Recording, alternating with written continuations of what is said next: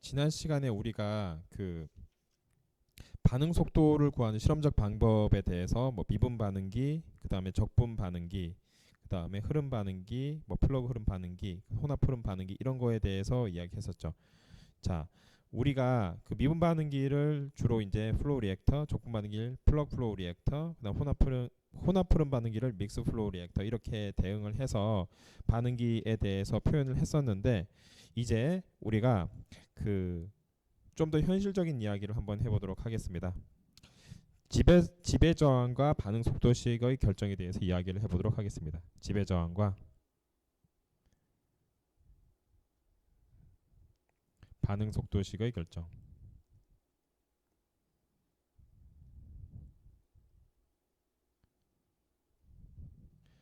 자, 우리가 지금 반응 속도를 지배하는 저항이 예를 들어서 하나다라고 하면 별 문제가 아닌데 복수다라고 하면 해석이 쉽지가 않습니다. 자, 이 경우가 거기에 해당이 되는데 반응 속도를 지배하는 저항이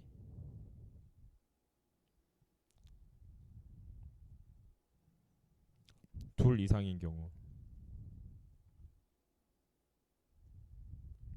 자, 이 경우에는 실험 해석이 어렵기 때문에 이러한 경우에서 이러한 문제점을 회피하기 위해서는 먼저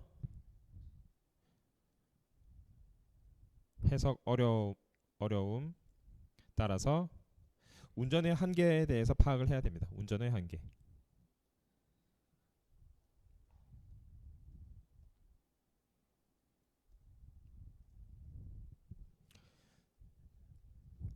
자, 그러면은 그 운전 조건을 파악하기 위해서 먼저 그 고려해야 할 대상이 있는데 첫 번째 경막 저항이 되겠습니다. 경막 저항.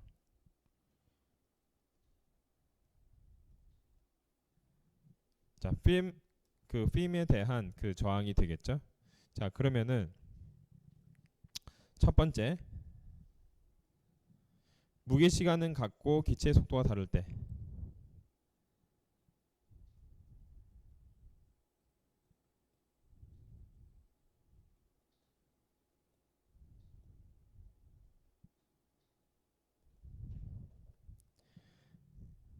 자, 이 경우에는 그 동일한 무게 시간에서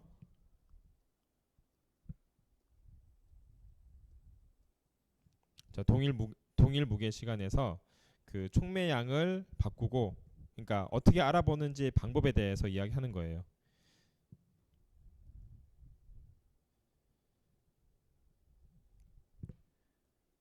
경막 저항 고려에 대한 방법이죠. 실험적 방법.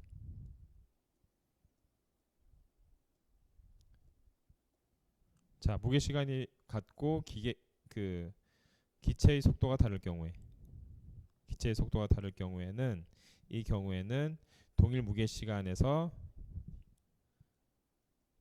반응기의 촉매양 변화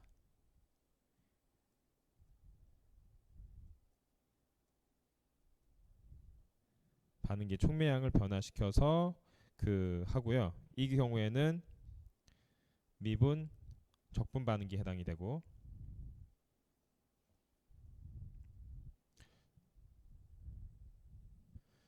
또는 회전 속도를 변화시킨다.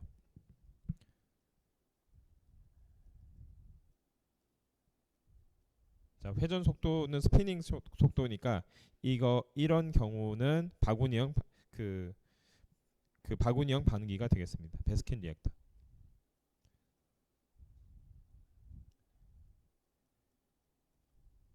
자, 세 번째로는 우리가 그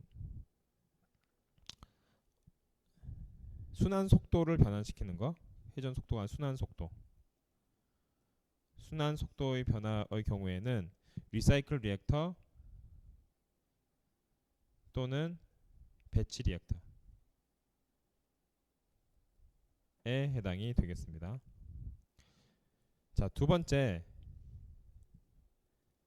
우리가 어떤 그 실험적인 데이터가 있는 경우가 있을 수가 있죠. 자, 실험적인 데이터가 있는 경우는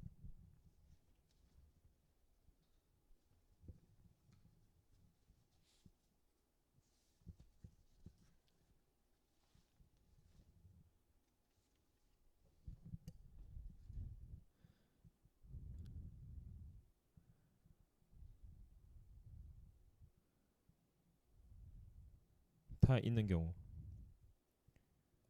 자, 이 경우에 우리가 봐줘야 될 게 뭐냐면은 이 경우에 봐줘야 될 경우에는 그 열 전달에 대해서 고려를 할 수가 있죠.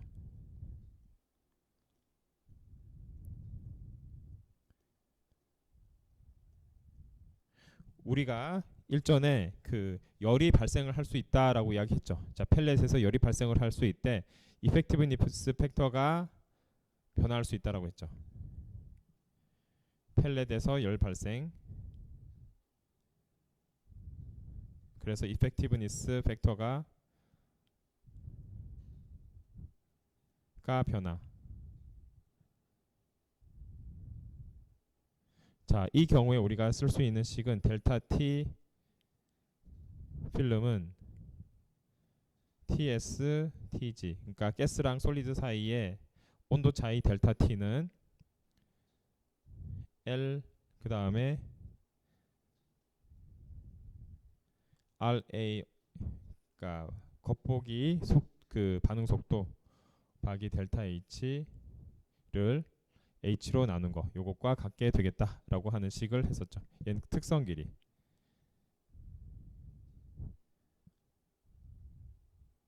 펠렛의 특성 길이. 이렇게 되겠죠. 자, 그 다음에 우리 이제 경막에 대해서 계속 이야기를 하는 거예요. 자, 그리고 유형의 흐름. 자, 이런 유형의 흐름에 대해서 그 물질 전달에 대한 경막 저항을 알 수가 있죠.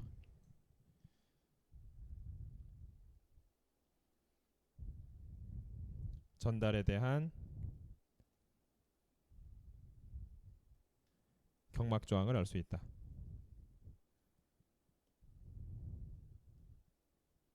물질 전달에 대한 경막 저항을 알 수가 있는데 이것은 그 물질 전달 계수 뭐 물전 계수라고 하죠. 물전 계수와 전달 계수와 입자 부피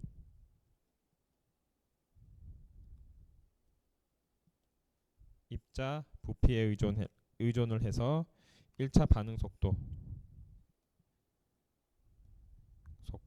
상수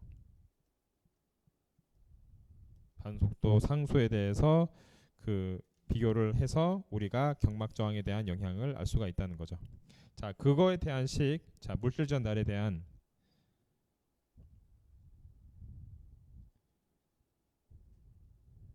달에 대한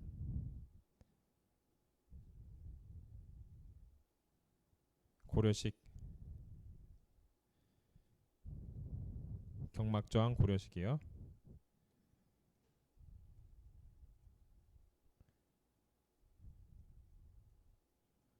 항 고려식.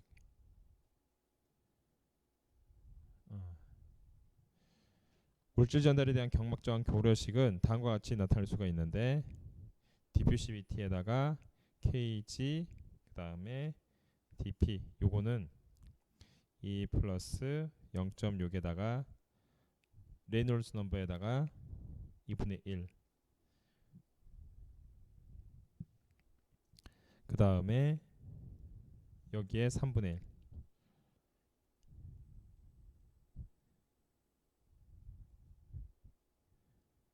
그래서 다음과 같이 우리가 쓸 수가 있겠다. dp u 로에다가 2분의 1 곱하기 로 d에 뮤의 3분의 1 다음과 같이 우리가 쓸 수가 있겠다. 자, 포슬링 이퀘이션이죠.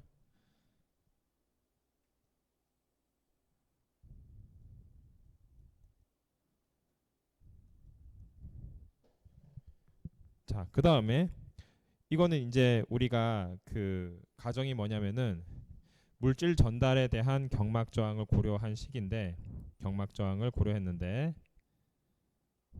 여기서 가정이 상대 속도 6 속도가 6 그 다음에 그 단일 입자를 지나는 유체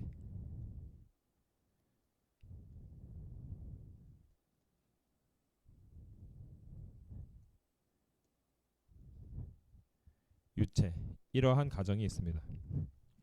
또 다른 것은 요거는 이제 단일 입자에 대한 거잖아요. 단일 입자가 아니라 입자의 충전층을 지나는 유체.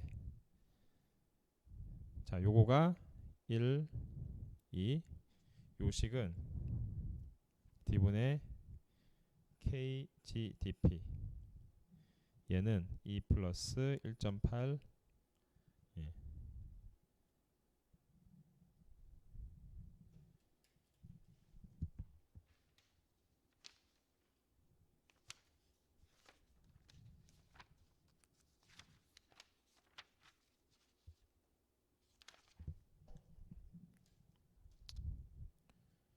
레이놀즈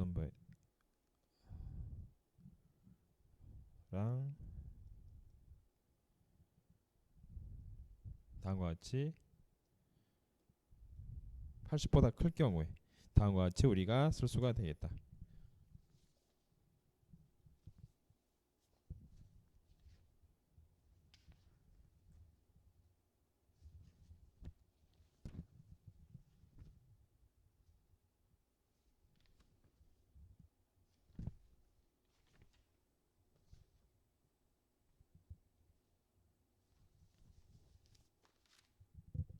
자, 그래서 얘를 이제 얘는 란츠 이퀘이션. 자, 요거 두 개를 이제 우리가 얻었는데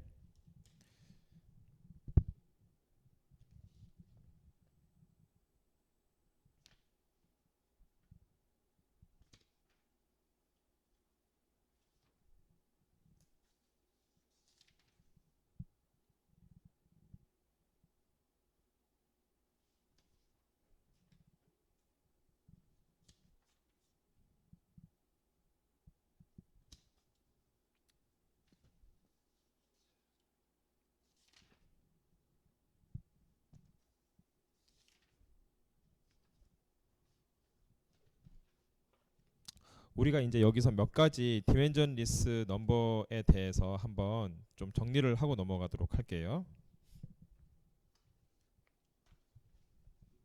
여러분이 유체역학 시간에 배웠을 텐데 여기서 첫 번째 여러분이 알아야 될 게 뭐 다 잘 아는 레이놀즈 넘버 RE 레이놀즈 넘버. 요거는 뮤분의 DU로 이렇게 되겠죠. 그죠? 레이놀즈 넘버.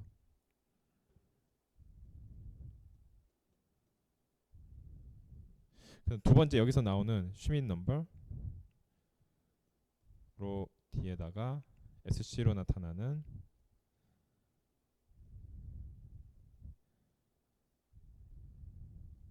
자, 이렇게 하죠.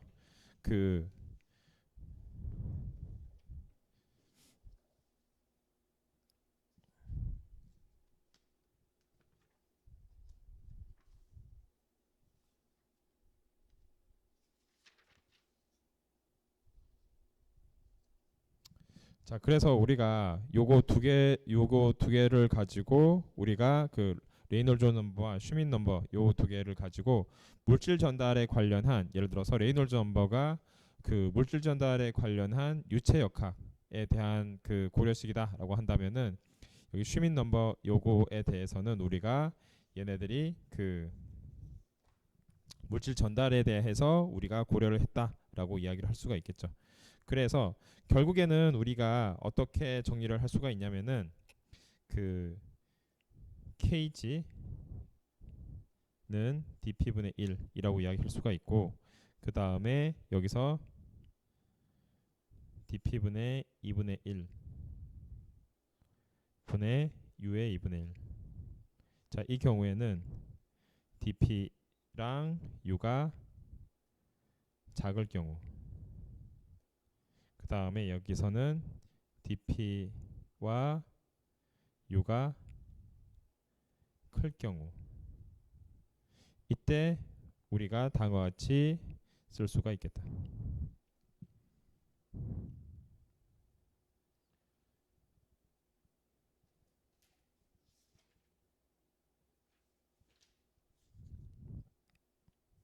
자, 그 다음에 우리가 앞에서 이야기했던 게 경막 저항에 대한 것을 이야기했다고 한다면은 이제는 두 번째 비등원 효과에 대해서 이야기를 해보도록 하겠습니다. 비등원 효과.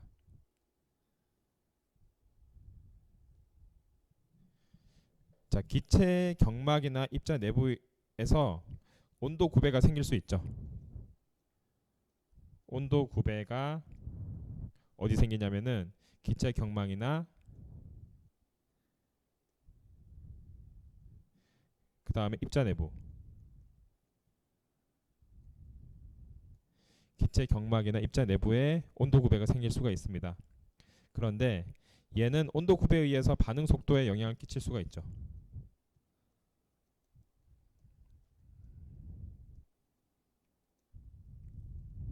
반응 속도에 영향을 끼칠 수가 있습니다. 그래서 우리가 이제 가정을 하는 것은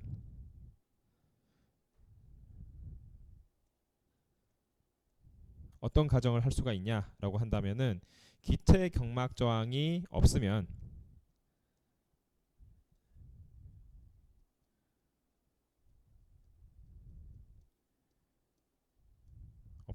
뭐랑 같냐면은 그 입자 온도는 주위의 유체와 같다. 입자 온도는 주위 유체와 같다. 자, 이것을 우리가 그 등온 효과. 자, 그런데 가치가 같지 않으면 비등온이 되죠. 그래서 비등온 효과다라고 이야기를 하게 되겠습니다. 세 번째, 기공 저항. 기공 내 저항을 이야기하는 거죠. 기공 저항. 유효 인자는 예를 들어서 다음과 같이 이제 우리가 고열할 수 있죠.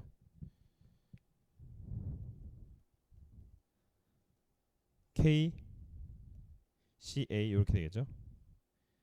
N의 Effectiveness Factor 이렇게 되겠죠. 여기서 Effectiveness Factor는 실 모듈러스 분의 1. 자, 실 모듈러스 분의 1이 언제라고 했었죠? 실 모듈러스 분의 1이 MT가 실 모듈러스가 4보다 클 경우에서 이야기를 했었죠.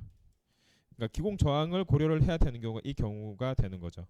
그래서 기공 저항의 존재 유무를 우리가 어떻게 알 수가 있냐면은 첫 번째 그 DE를 알 경우, 두 번째 그 펠렛에 대해서 다른 펠렛에 대한 반응 속도를 비교해. 렛의 반응 속도 비교.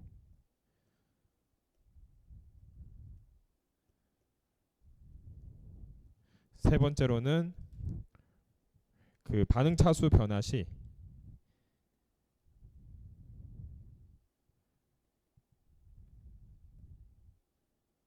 변화할 때 얘네들이 그 활성화 에너지가 감소가 되는가. 엑스페이션 에너지의 감소 여부. 이것을 통해서 결국에 우리가 알 수 있는 것은 기공 저항이 있는지 없는지 알 수 있다. 존재 여부 확인.